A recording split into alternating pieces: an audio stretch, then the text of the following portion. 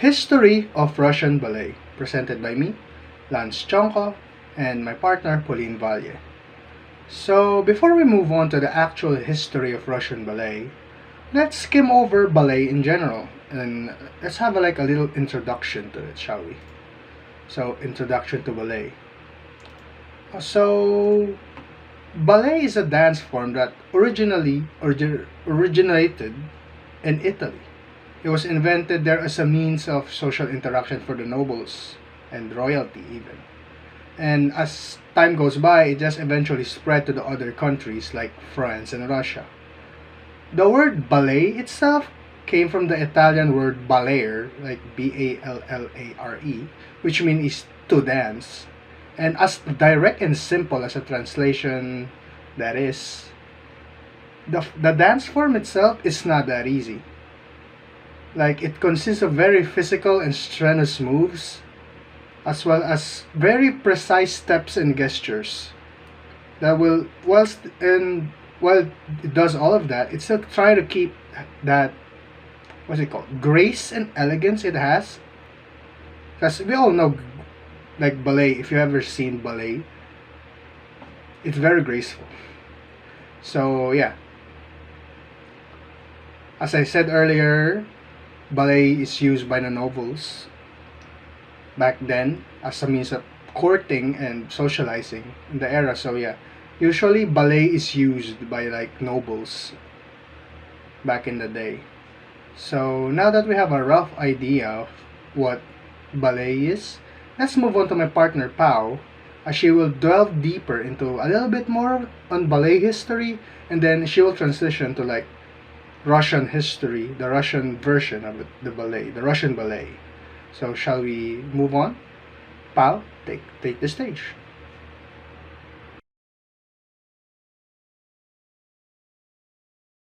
Hi everyone, I am Paulina Andreavalia and I'll be discussing the history of ballet.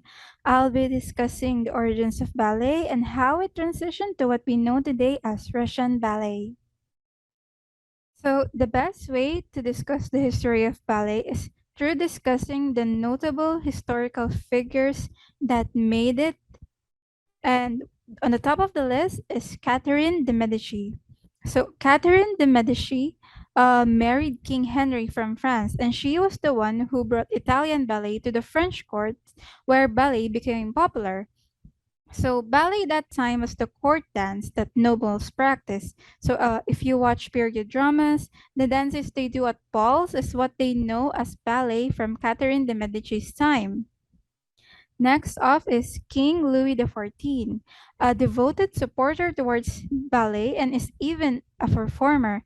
In fact, King Louis XIV is famously known as the Sun King due to his role as Apollo in Le Ballet de la Nuit or Ballet of the Night. He donned golden garments as the sun god Apollo, but King Louis XIV's most greatest contribution to ballet history is when he first established the first ballet school in history in 1661, which is known as Académie Royale de Danse or the Royal Academy of Dance. And from this, when the Royal Academy of Dance was founded, ballet masters or ballet choreographers went into the equation for ballet, and one of them, Pierre Bouchons, one of the ballet masters from the Royal Academy of Dance, he invented the five basic foot positions for ballet, which is still used even today.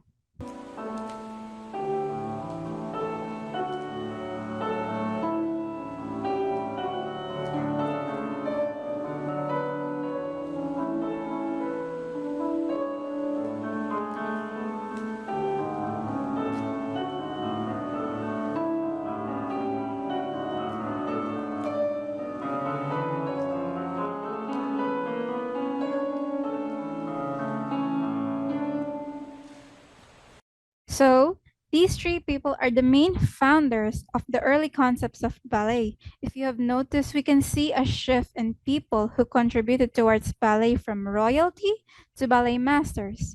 So, King Louis XIV's establishment of the dance school was a huge contribution to that.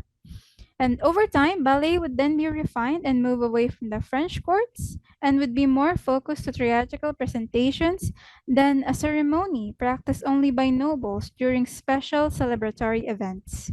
So, as ballet became popular all throughout Europe, it reached Russia, and the history of how ballet that is refined into Russian ballet started.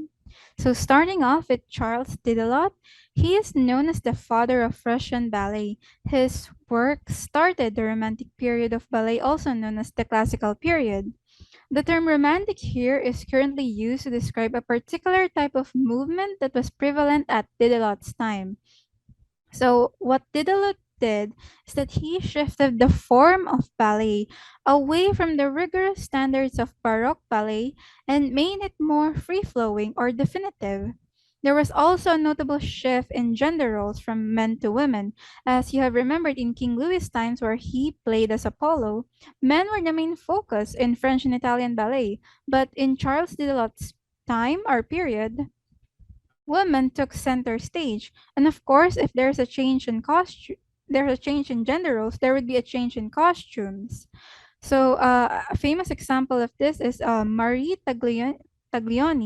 She performed the romantic ballet La Sylphide and she wore a fitted bodice with a bell-shaped dress, which will be known as the predecessor of the tutu. So next up is Domenico Angelini, an Italian dancer, composer, choreographer that was sent to St. Petersburg by Catherine the Great.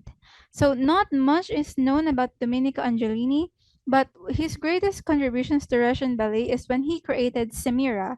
So Semira is the first heroic Russian ballet created by Angelini in 1772. Semira is special because it diverged from the usual norms of ballet, where it is used for entertainment and explored the theme of psychological drama. So, Charles Didelot and Domenico Angelini, their contributions mainly consist of how they redefined ballet and how Russian ballet started off as.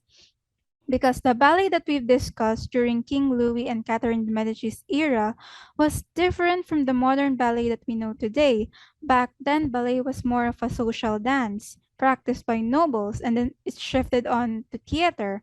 And as it shifted to theater, uh, it was refined by the Russians, which Charles Didelot and Domenico Angelina did. Their main contribution is how they redefined ballet from the royal period. Next up is Peter Ilyich Tchaikovsky, or also known, famously known as Tchaikovsky. So, if we're going to talk about Russian ballet, we can never not talk about Tchaikovsky. He is a composer and famous for his compositions in ballet, such as Swan Lake. His compositions at that time wasn't that famous, but over the time, they were known as the staples of ballet, or also known as classical ballet. Next up is Marius Petipa, who is a Frenchman choreographer. So Petipa created technical and challenging ballets. Hence, why there was a shift in women's costume and the classical tutu that is known today exists, as it allowed dancers to move easily and the audience can see the dancers' legs more, as they execute finely tuned and elegant dance techniques.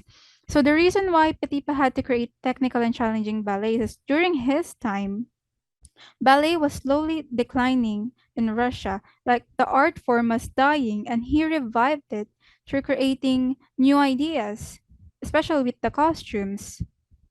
And the reason why these two are on the same slide together is because during their time, the most infamous and iconic classical ballets are performed in their era, which is Swan Lake, The Sleeping Beauty, and The Nutcracker.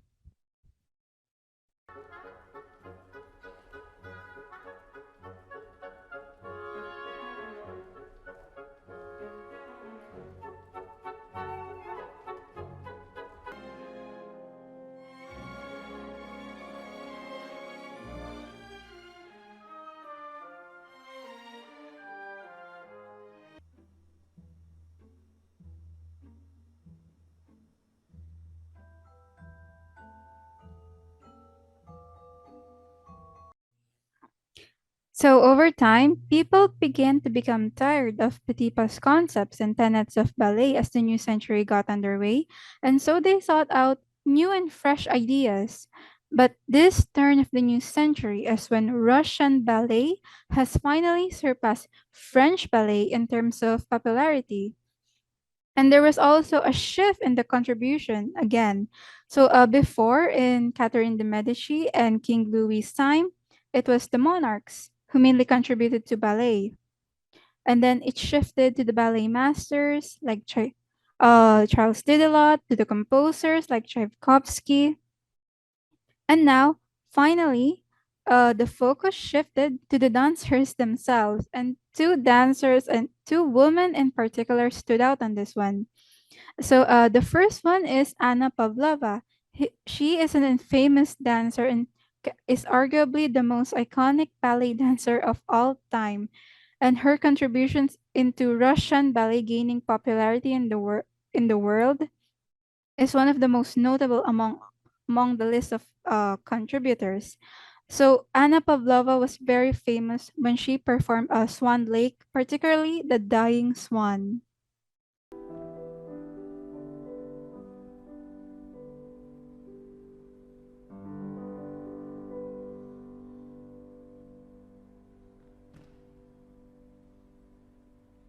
Next up is Agrippina Vaganova.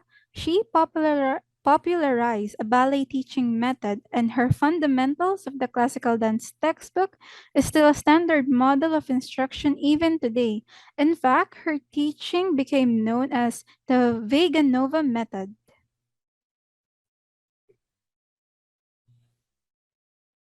So, when it comes to notable figures in ballet history, it is not just meant to be people, but organizations or theater companies cannot be ignored. For Russian ballet, they have the Mariinsky Ballet Company and the Bolshoi Theater Company. So these two are the pillars of Russian ballet. Even in the modern era, they are one of the most prominent institutions in ballet history and arguably define how Russian ballet is the standard when it comes to all ballets. So the Mariinsky Ballet in particular produced iconic figures such as Charles Didelot, Jules Perrault, Carlotta Grisi, Christian Johnson, and Marie Taglioni. While the Bolshoi Theater produced Ivan Klastin, who became a ballet master at the Paris Opera. This signaled a change in European ballet, with Russia taking center stage in terms of popularity. So, how history influences art or vice versa? Art influencing history. So, now that we have divulged all the information that we have about ballet in general, Russian ballet, and French ballet, I think we can all see that ballet's history is quite a great example of like an art medium shaping a country's history. It shows like how a specific art form can greatly affect a culture, a whole country even. Like it can even shape its history. Like ballet, like used for nobles and such, and like on how it it shaped its history, like for since it's used for like socializing and stuff. Ballet shaped like its country's what you call it, like interaction with other countries and things for diplomatical reasons and stuff. So I think that's why art is so important. Like it isn't just a way to pass time; it's like a way of life. Even it's just something magical. That's all I'm gonna say. So in conclusion, Russian ballet is like also a good example of several combination of different traditions and like ideas that appear throughout the times in history. Since since like Russian ballet is like I said a combination. It's like part of the original ballet, like the Italian ballet. Italian ballet is very strict since it was being used by nobles. And while Russian ballet is more a free form, I think Russian ballet is as closest as it will get to like modern ballet. Ballet nowadays is like also like this, like amalgamation of like different dance forms, different ballets. So it's like part old ballet, like the traditional classic Italian ballet, plus more of the modern dances that we have today. That's like the modern ballet right now, like a combination of the modern dances and the old ballet. And Russian ballet, on the other hand, is kind of like that. It's part of the old Italian ballet with a bit more polish and more freedom. It's not too strict. So yeah, it's like more digestible to the masses since it's not just danced by nobles anymore. Like usually, even if as a commoner, you can dance it, things like that, and that's why I guess it's more freeform now, because it isn't bound by the diplomatical stuff of nobles back in the day. Like it's just being danced by like actual dancers, not like just dancers in general. I guess like normal commoner dancers, things like that. And yeah, and it got refined and then like a different kind of version since different dance masters. It got like passed one person to another and it keeps changing like that. That's why I guess it become more freeform. And with that, I end this presentation. Thank you for watching and listening. Have a nice day.